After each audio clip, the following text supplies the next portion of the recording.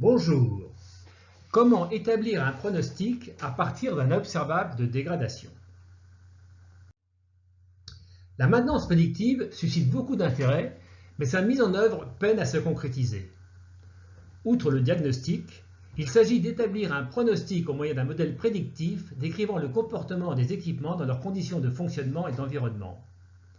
L'estimation de fiabilité du potentiel restant, soit la mean residual life, la MRL, est réalisable quand le niveau de dégradation peut être mesuré.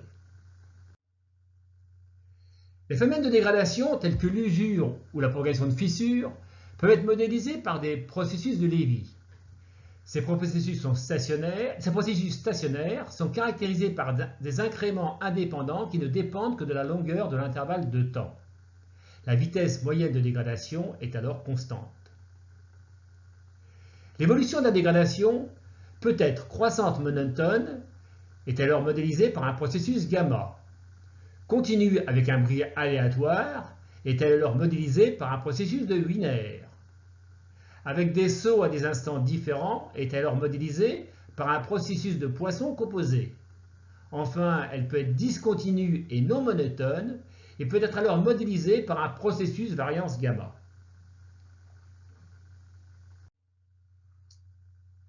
L'augment de la dégradation au cours d'un incrément de temps est modélisé par une loi gamma dans le cas d'un processus gamma, une loi normale dans le cas d'un processus de Wiener, une loi de Poisson dans le cas d'un processus de Poisson composé, et enfin une loi variance gamma dans le cas d'un processus variance gamma.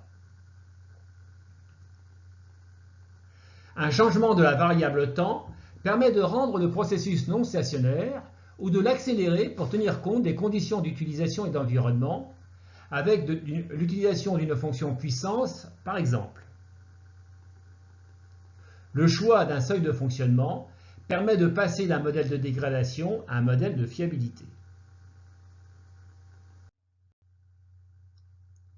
Le processus variance gamma a été introduit dans le secteur financier à la fin des années 90 pour représenter le prix des options. Un processus variance gamma correspond à un mouvement brownien ou un processus de Wiener avec dérive soumis à des changements de temps aléatoires selon un processus gamma. Sa fonction de densité, de probabilité, peut être exprimée par une intégrale, soit la fonction de densité normale conditionnée à l'occurrence d'un temps g selon une distribution gamma, ou à partir d'une fonction de Bessel de deuxième type, comme l'indiquent ces formules. Simuler un processus de variance gamma est facile, par exemple sous Excel, avec les formules indiquées ici. Mais le calcul de sa densité de probabilité est complexe. C'est la raison pour laquelle nous avons développé deux macrofonctions, une par intégration et l'autre avec la fonction de Bessel, afin de vérifier la correspondance entre les courbes de densité.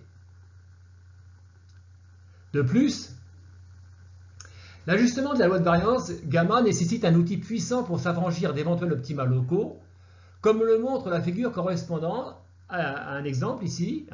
Ça correspond donc à un processus non stationnaire accéléré en température qui est réalisé à partir de données préalablement simulées. Donc les paramètres du modèle de simulation sont alors plus ou moins retrouvés, comme on le voit dans cet exemple.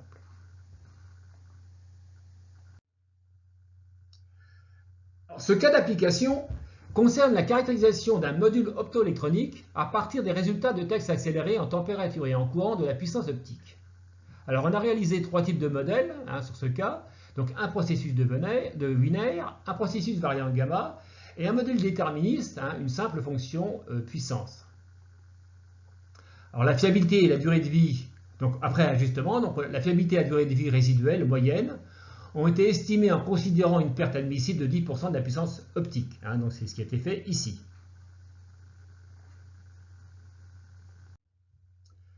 Alors, ces trois modèles prédictifs ont été comparés en calculant un indicateur statistique à partir de 20% de données de dégradation additionnelles non utilisées pour l'ajustement.